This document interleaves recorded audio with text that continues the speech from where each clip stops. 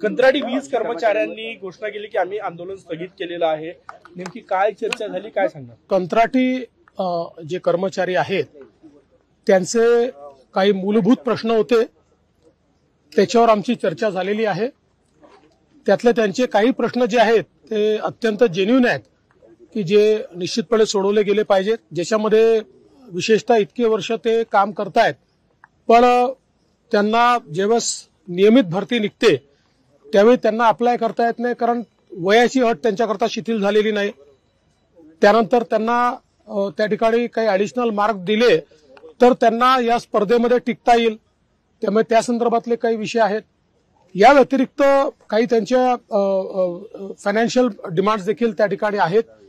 एक विशेष महत्वाची त्यांची जी मागणी आहे की कंत्राटदार जे आहेत ते शोषण करतात, नियमित आणि त्यांना जेवढं वेतन देय आहे ते वेतन त्यांना मिळत नाही आणि म्हणून थेट त्यांच्या खात्यामध्ये ते वेतन गेलं पाहिजे।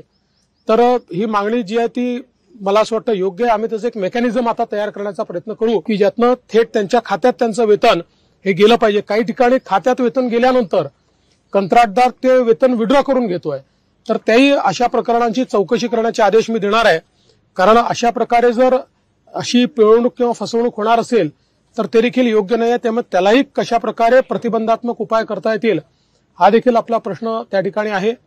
काही त्यांच्या ज्या फायनान्शियल डिमांड्स आहेत, एक मी आमची त्यांना अडचण समजावून सांगितली की आम्ही 2019 साली जी काही वाढ दिली होती ती सगळीच्या सगळी वाढ ही एमबीआरसीने डिसअलाव केली आणि ती डिसअलाव केल्यामुळे आता त्याचा भार जो आहे तो पूर्णपणे कंपन्यांवर पडलेला आहे आणि त्याची वसुली कंपन्यांना करता येत नाही।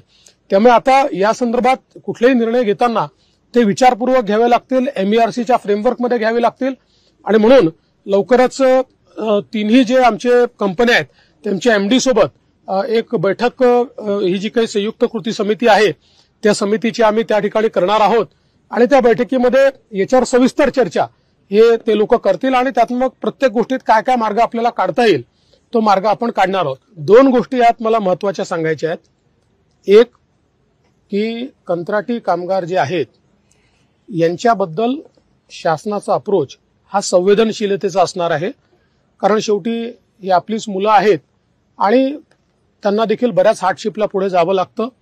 त्यामुळे त्यांचे काही इन्शुरन्सचे विषय आहेत, काही त्यांचे मेडिक्लेमचे विषय आहेत।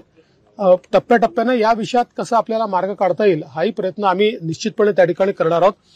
त्याचवेळी मी एक गोष्ट मात्र निक्षून सांगितलेली आहे की इनडिसिप्लिन, अनुशासनहीनता ही कुठल्याही परिस्थितीत सहन केली जाणार नाही। कोणी जर हिंसा करत असेल, मारामाऱ्या करत असेल, अडवणूक करत असेल तर मात्र आम्ही ते काही मान्य करणार नाही। त्यामुळे त्यांनी ज्या काही मागण्या असतील त्या न्यायपूर्ण पद्धतीनं, त्या लोकशाही पद्धतीनं मांडल्या पाहिजेत। जरूर त्याचा सकारात्मक विचार आम्ही करू हे देखील निक्षून सांगितलं।